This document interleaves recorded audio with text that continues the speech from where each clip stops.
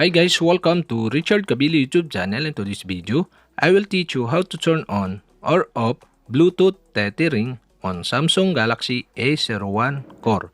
And okay guys, but before we start, kindly subscribe to my YouTube channel by pressing the subscribe button and the bell to notify you if I have new videos. Okay guys, let's start. So okay guys, all you have to do is go to setting in your Samsung Galaxy A01 Core. In settings, go to connections. In connections, you can see the mobile hotspot and tethering. Okay, tap this. And mobile hotspot and tethering, you can see the Bluetooth tethering. And on the right side, you can see the switch button. If this turn on, share your phone internet connections using Bluetooth.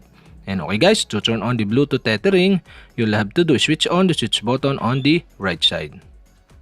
And okay guys, we have successfully turned on Bluetooth tethering on Samsung Galaxy A01 Core. And okay guys, to turn off again, you'll have to do is switch off the switch button on the right side. And that's it, we have successfully turned on or off Bluetooth tethering on Samsung Galaxy A01 Core. And okay guys, if you have a question, kindly comment below. And don't forget to hit the subscribe button and the bell to notify you if I have new videos. Okay guys, thank you for watching.